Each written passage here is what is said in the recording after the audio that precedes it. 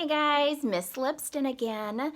This week I'm also going to be doing your guys' math, all right? And the standard that we're going to be talking about is KOA 5. Now this standard, a little bit different than all of the other ones that we've done.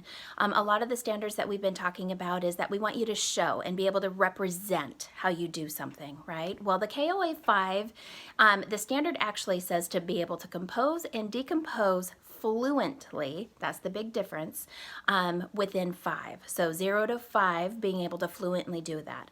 What that means is being able to do it within just a couple of seconds, okay? So you're not gonna stop and draw and try to figure it out and use your fingers or anything like that to try to come up with the answer.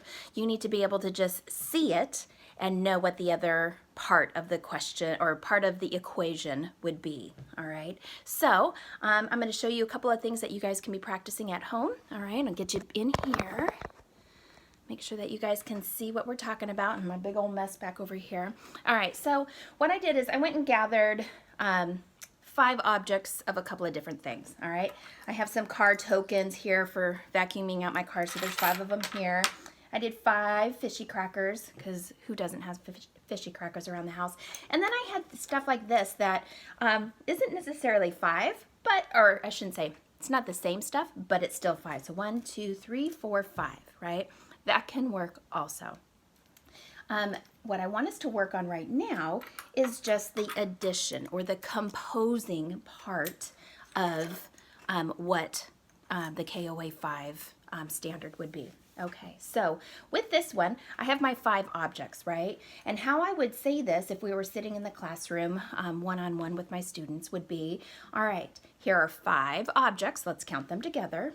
1, 2, 3, 4, 5.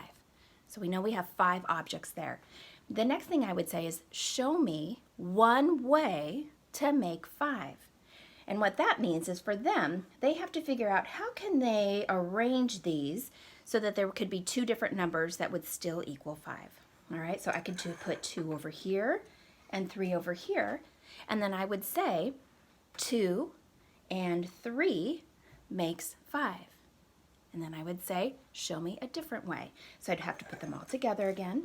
And then I could say, oh, here we go. 1 and 1, 2, 3, 4 makes 5. Okay, and see how quickly I'm doing it? I'm not having to sit there and think about it. In my brain, I'm already thinking of the different sets of numbers that can work, right? So I would say, show me another way. Putting them together again, and then this way I could go, oh, what if I put 3 over here and 2 over here? That makes 5, all right?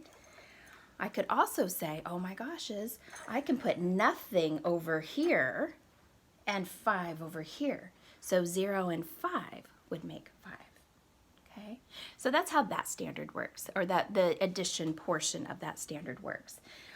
Just grab a couple of objects at home and see what you can do with it.